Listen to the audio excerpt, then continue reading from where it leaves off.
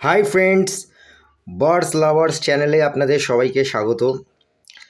এদেরকে বলে white Bengali finch or white social finch. সাদা কালারটা খুব কমই দেখা যায়, আর তার সাথে মাথায় ঝুঁটি আছে। ভালো করে লক্ষ্য করে দেখুন, তার জন্য এদের প্রাইসও একটু বেশি হয়। এমনি white social finch or white Bengali ফ্রিঞ্চের প্রাইস বেশি, তার সাথে যদি মাথায় ঝুঁটি থাকে তখন প্রাইস আরেকটু বেশি হয়। আর এগুলোকে ডবল ঝুঁটি আছে, ক্রাস্টার বলে, ডবল ক্রাস্টার আছে, মাথায় আছে আর তার সাথে ঘাড়ে আছে। ছোট পাখি তো, তাই খুব চঞ্চল হয়, খুব চালাক হয়। তো চেষ্টা করছি যতটা দেখানো সম্ভব হয় আপনাদের।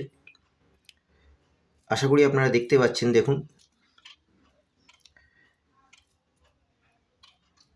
তো সোশ্যাল ফ্রিঞ্চ সবসময় রাখা উচিত, যে কোনো ধরনের সোশ্যাল ফ্রিঞ্চ, যারা নিজেরাও ব্রিডিং করে, ইভেন অন্য আরও কস্টলি দামি ফ্রিঞ্চের বাচ্চাকে ফিট করিয়ে বড় করে দেয়, যেটা আমরা কম বেশি সবাই জানি।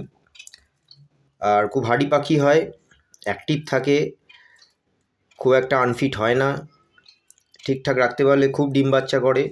ইভেন যেমন বললাম, আদার্স ব্রিডিংয়েও হেল্প করে। তো এদেরকে আমার ফ্রিঞ্চের কলোনিতে ছাড়বো, দেখা যাক কেমন রেজাল্ট আসে। তো আমার এই পার্টিকুলার আইটেম বা সাবজেক্টটা ছিল না, white Bengali finch or white social finch. তো এটা আজকে গ্যারেভ স্ট্রিট মার্কেটে পেলাম, তাই পারচেস করলাম।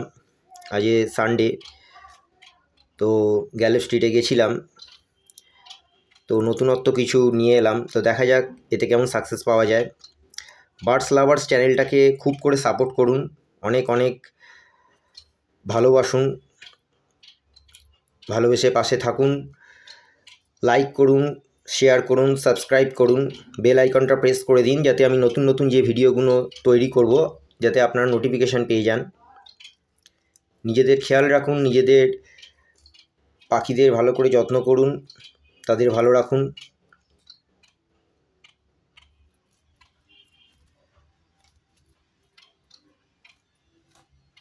Thank you so much for watching.